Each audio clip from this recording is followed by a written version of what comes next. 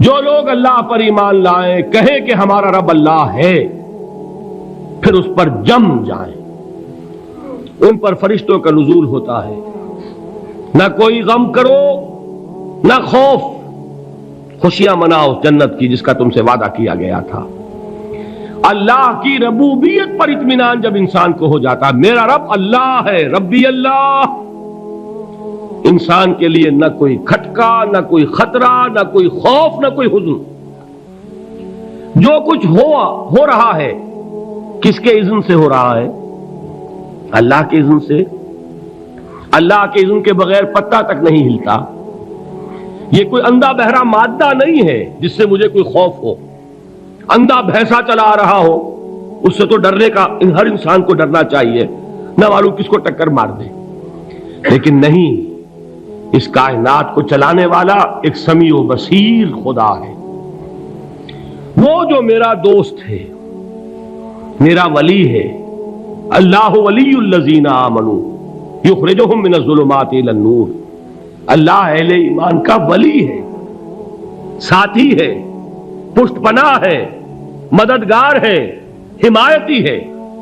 بتائیے جسے یقین ہو جائے کہ اللہ میرا مددگار، اللہ میرا محافظ، اللہ میرا پشت پناہ، اللہ میرا حمایتی، اس کے لیے کوئی خوف ہوگا؟ اس سے کوئی ڈر ہوگا؟ میں مثال دیا کرتا ہوں ایک بہت سادہ، پنجاب کے دیہات کی۔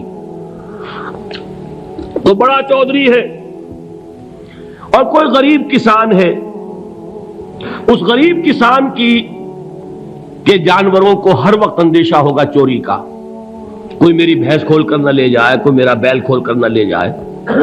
لیکن جس کے بارے میں یہ سب کو معلوم ہو کہ وہ جو بڑا چودھری ہے وہ اس کا دوست ہے، اس کی بچیا کو کوئی خوف ہوگا؟ اس کی بھینس پر کوئی ہاتھ ڈالے گا؟ اسے کوئی اندیشہ ہوگا؟ نہیں۔ کیوں؟ کہ وہ بڑا چودھری، بڑا اس کا یہاں کا سردار، جاگیردار، سب کو معلوم ہے وہ میرا دوست ہے، کوئی میرے خلاف اقدام نہیں کر سکتا۔ اس دنیا میں یہ چھوٹی سی بات اگر آپ کے دلی اطمینان اور سکون کا باعث بن سکتی ہے تو ذرا تصور کیجئے۔ میں لفظ تصور استعمال کروں گا صرف اس لیے کہ اس کا ہم جس کو کہتے ہیں ادراک اور شعور کر نہیں سکتے، اگر کے ساتھ کر سکتے۔ اگر یقین ہو کہ اللہ میرا مددگار اور یقین ہو کہ اللہ ہر آن میرے ساتھ ہے، پھر کوئی خوف، کس کا خوف؟ کوئی شے اللہ سے بالا تر ہے؟ کوئی قوت اس سے زیادہ طاقتور ہے؟ کوئی اس کے ارادے کو بدلنے والا ہے؟ کوئی اس کی مشیت کے آڑے آنے والا ہے؟ یہی بات ہے جو حضور نے فرمائی، یہ ایمان کا حاصل ہے لب لباب، کہ دیکھو اچھی طرح اس بات کو ذہن نشین کر لو، اگر تمام انسان مل کر تمہیں کوئی نقصان پہنچانا چاہے نہیں پہنچا سکتے، مگر جو کچھ اللہ نے لکھ دیا ہو، اور تمام انسان مل کر تمہیں کوئی نفع پہنچانا چاہیں نہیں پہنچا سکتے، مگر وہ شے جو اللہ نے طے کر دی ہو۔ آپ پھر میں کہوں گا ذرا طاری کیجئے، اسے فرض کیجئے، اسے سوچئے، اگر اس حدیث پر ہمارا دل ٹھکا ہوا ہو تو کسی سے ڈر ہوگا؟ یہ مجھے نقصان نہ پہنچا دے، یہ میری رپورٹ خراب نہ کر دے، یہ میری انکریمنٹ نہ رکوا دے، یہ میرا یہ نہ بگاڑ دے، یہ میرا یہ نقصان نہ پہنچا دے۔ اس کا ڈر، اس کا ڈر، اس کا خوف، اس کی خوشامد، اس کے لیے جا کر طرح طرح سے اپنی عزت نفس کو ذلیل کروانا اس کے سامنے، یہ سب کچھ کیوں کرتا ہے انسان؟ جب سمجھتا ہے کہ اس کے ہاتھ میں میرا کوئی نفع ہے، اس کے ہاتھ میں میرے لیے کوئی ضرر ہے، یہ مجھے کوئی غضب پہنچا سکتا ہے، یہ مجھے کوئی نقصان پہنچا سکتا ہے، یہ میرا کوئی کام بنا سکتا ہے، یہ میری کوئی ضرورت پوری کر سکتا ہے، اسی کا نام شرک ہے۔ جہاں آپ نے یہ سمجھا کہ غیر اللہ کے اندر کوئی طاقت موجود ہے، وہی شرک ہے۔ بتوں سے تجھ کو امید ہے، خدا سے نو امیدی، مجھے بتا تو صحیح اور کافری کیا ہے؟ شرک تو یہ ہے۔ جس پر بھی تمہیں یہ خیال ہے، کلمہ ہے یہ کلمہ سوم، لا حول ولا قوت الا باللہ، ذرا اس پر دل کو کبھی اگر آپ تصور کریں، پھر فرض کریں، دل ٹھک جائے اس پر، کوئی طاقت نہیں۔ یہی بات تھی جو شیخ عبد القادر جیلانی رحمۃ اللہ علیہ نے اپنی وصیت میں اپنے بچے سے کہی. 11ویں دینے والے ہیں، لیکن حضرت شیخ عبد القادر جیلانی کی وصیت اور تعلیمات کو کتنے لوگ ہیں کہ جانتے ہو؟ یہ جن مقامات تک پہنچے ہیں وہ کس چیز کی بدولت پہنچے؟ انہوں نے جو پیغام دیا وہ کیا تھا؟ اے میرے بچے، جس طریقے سے قرآن مجید میں حضرت لقمان کی نصیحتیں جو ہے نقل کر دی گئی ہیں، میں یہ عرض کروں گا بالفرض اگر قرآن حضرت عبد القادر جیلانی کے بعد نازل ہوا ہوتا تو شیخ عبد القادر کی یہ نصیحتیں بھی قرآن میں درج ہوتی. اتنی اونچی نصیحتیں ہیں. اے میرے بچے، اس حقیقت کو ذہن نشین کر لے، لا فاعل فی الحقیقت ولا مؤثر الا اللہ. اس کائنات میں نہ کوئی فاعل حقیقی ہے نہ مؤثر حقیقی ہے سوائے اللہ کے. کسی شے میں کوئی تاثیر نہیں اگر اللہ نہ چاہے. آگ جلا نہیں سکتی اگر اللہ نہ چاہے. پانی ڈبو نہیں سکتا اگر اللہ نہ چاہے. زہر ہلاک نہیں کر سکتا اگر اللہ نہ چاہے. کوئی چیز فائدہ نہیں پہنچا سکتی اگر اللہ نہ چاہے. تو در در پہ کیوں سر جھکاتے ہو؟ در در پر کیوں جبیں سائی کرتے ہو؟ سب کے سامنے کیوں ہاتھ پھیلاتے ہو؟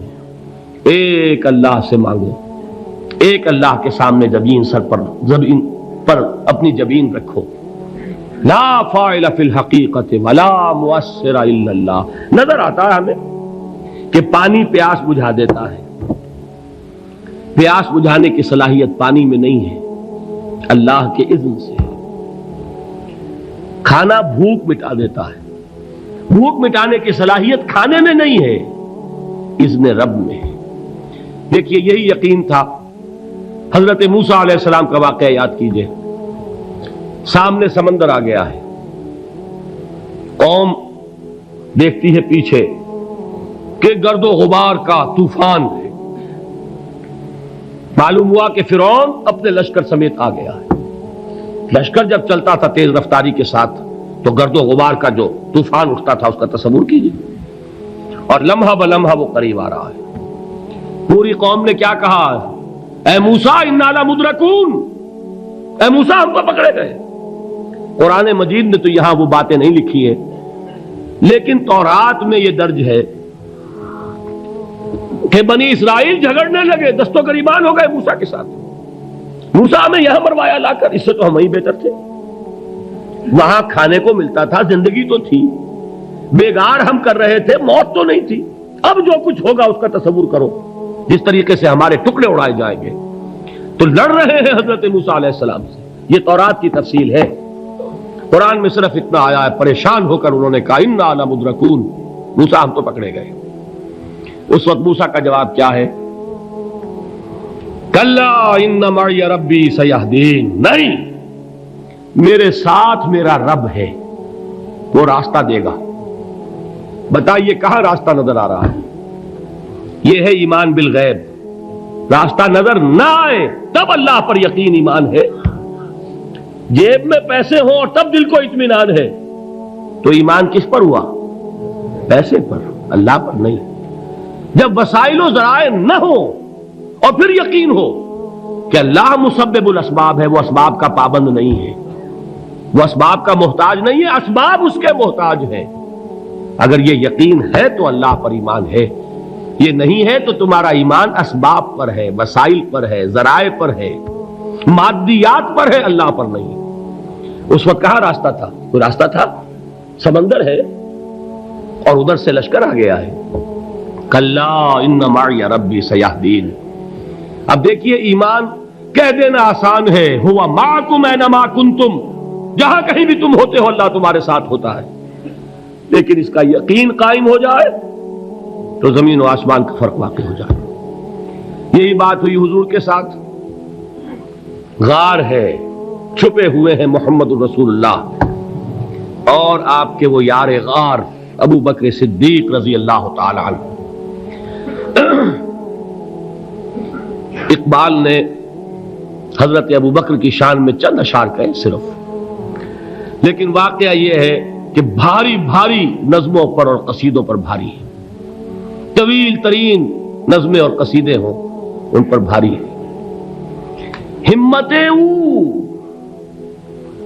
ابو بکر کی ہمت جو ہے کشت ملت را چو ابر، جیسے بارش سے کھیتی اپجتی ہے، ابو بکر کی ہمت اور عزیمت اس امت کو اسی طرح سینچنے والی ہے۔ ثانیے اسلام و غار و بدر و قبر، وہ دوسرے تھے اسلام میں، دوسرے پہلے کون تھے؟ انا اول المومنین، حضور فرماتے ہیں سب سے پہلا ایمان لانے والا میں، دوسرے ابو بکر۔ ویسے ہمارے ہاں یہ چلتا ہے اختلاف، حضرت علی پہلے ہیں کہ حضرت ابو بکر پہلے ہیں، لیکن اس میں بڑی خوبصورت تطبیق قائم کی ہے علماء نے، اور بہت صحیح ہے۔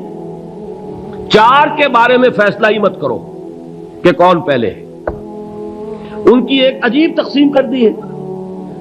آزاد مردوں میں، بالغ مردوں میں سب سے پہلے ابو بکر، بچوں میں سب سے پہلے علی، خواتین میں سب سے پہلے خدیجہ، اور غلاموں میں سب سے پہلے زید ابن حارثہ۔ بڑی پیاری تقسیم ہے، یہ چاروں ہی پہلے ہیں، ہر ایک کے لیے اولیت ہے۔ اور واقعہ یہ ہے کہ اگر زمانی اعتبار سے تعین ہوگا تو پہلے خدیجۃ الکبریٰ آئیں گی رضی اللہ تعالی عنہ، کسی اور سے بات کرنے کی نوبت بعد میں آ سکتی ہے، پہلے تو اہلیہ محترمہ سے بات ہوئی ہے، آتے ہی پہلی وحی ہوئی ہے، ابھی تبلیغ کا حکم نہیں تھا۔ کس کو بتایا واقعہ؟ ابھی اپنی نبوت کی تبلیغ کا تو حکم ہی نہیں آیا، واقعہ کس کا ہے؟ وہ خدیجہ کا ہے۔ جب کہا ہے کہ خشیت علی نفسی، مجھے اپنی جان کا اندیشہ ہے، تو کیا جواب دیا خدیجہ نے رضی اللہ تعالی عنہا؟ وہ صدیقۃ الکبریٰ ہے، صدیقات جو ہے خواتین ان میں چوٹی پر خدیجۃ الکبریٰ ہے رضی اللہ تعالی عنہا، اور صدیق جو مرد ہیں ان میں صدیق اکبر ہے ابو بکر صدیق رضی اللہ تعالی عنہ، لیکن صدیقات میں چوٹی پر۔ جب حضور نے فرمایا خشیت علی نفسی، کیا فرمایا، کیا عرض کیا، کیسے تسلی دی؟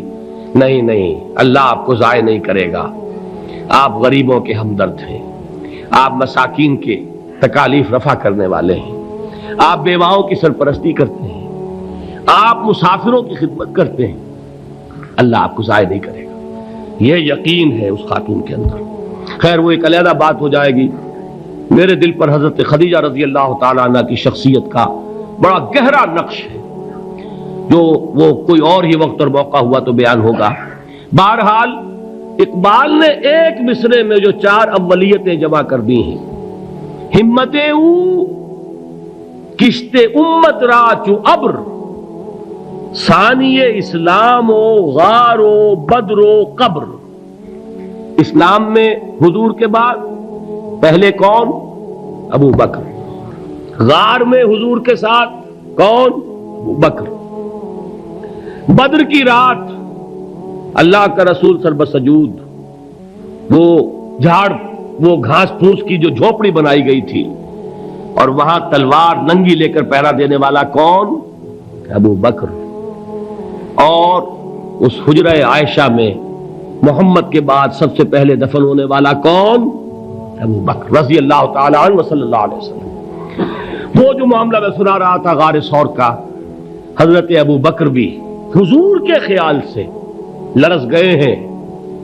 آپ کو یاد ہوگا کہ جا کر پہلے تمام جتنے سوراخ تھے انہیں بند کیا ہے، ایک سوراخ رہ گیا تھا جس کو بند کرنے کے لیے کوئی کپڑا نہیں تھا، وہاں اپنی ایڑی رکھی ہے، تب کہا ہے حضور سے تشریف لائیے، اور اپنے زانو پر حضور کو لٹایا ہے، اور وہاں کسی موذی جانور نے کاٹا ہے، حضور کی آنکھ لگ گئی تھی، اس وقت اس بل کے اندر جو بھی بچھو ہے کیا ہے واللہ عالم، اس نے کاٹا ہے، اس کی تکلیف کی وجہ سے ابو بکر کی آنکھوں سے آنسو ٹپک گئے، حضور کے چہرے مبارک پر پڑے ہیں، تو حضور جاگے ہیں، معاملہ کیا ہے؟ ایڑی نہیں ہٹائی وہاں سے، مبادا وہ جانور وہاں سے نکل کر محمد الرسول اللہ کو کوئی گزن پہنچا دے، ابو بکر کی ایڑی ہے، جس طرح چاہے کھا لے، ختم کر دے، جان نکل جائے تب کوئی آنچ آئے، محمد پر تو آئے، لیکن جیتے جی نہیں۔ وہ ہے ابو بکر۔ حضور کے خیال سے اس وقت حضور نے پھر اپنا لعاب دہن لگایا ہے، اور اس سے پھر آپ کی تکلیف ختم ہوئی۔ جیسے خیبر میں حضرت علی کی آنکھ دکھ رہی تھی، اس کو جو شفا حاصل ہوئی ہے وہ بھی حضور کے لعاب دہن سے ہوئی۔ تو بہرحال اس وقت انہوں نے کہا ہے کہ اے نبی یا رسول اللہ، اگر اس وقت ان میں سے کسی نے غیر ارادی طور پر بھی اپنے قدموں کی طرف جھانک لیا تو پکڑے جائیں گے۔ کیا جواب تھا اللہ کے رسول کا؟ لا تحزن ان اللہ معنا، اللہ ہمارے ساتھ ہے، کیوں گھبراتے ہو ابو بکر؟ یہ ہے ایمان باللہ، میرا مالک اللہ، میرا رازق اللہ، میرا محافظ اللہ، میرا مددگار اللہ، میرا پشت پناہ اللہ، میرا دوست اللہ۔ یہ دوستی ہے اللہ کی جو لب لباب ہے، حاصل ہے ایمان کا، اسی کا نام ولایت ہے۔ اولیاء اللہ کے سروں پر سینگ نہیں ہوتے، جس کے دل میں ایمان راسخ ہو چکا ہو وہی اللہ کا ولی ہے، جسے اللہ پر یقین ہو چکا ہے وہی اللہ کا ولی ہے، جسے یقین ہے اللہ میرے ساتھ ہے، میرا مددگار، میرا پشت پناہ، میرا ساتھی، میرا دوست، میرا محبوب، میرا محب۔ اللہ اہل ایمان سے محبت کرتا ہے، واللہ یحب الصادقین، ان اللہ یحب الذین یقاتلون فی سبیلہ صفا کانہم بنیان مرصوص۔ اللہ محبت کرنے والا، اہل ایمان محبوب، اور اہل ایمان محبت کرنے والے اللہ محبوب۔ والذین آمنوا اشد حبا للہ۔ آپ تصور کیجئے جسے یہ رشتہ ایمان یا رشتہ ولایت حاصل ہو جائے، الا ان اولیاء اللہ لا خوف علیہم ولا هم یحزنون، آگاہ ہو جاؤ، اللہ کے دوستوں کے لیے نہ کوئی خوف ہے نہ کوئی حزن ہے۔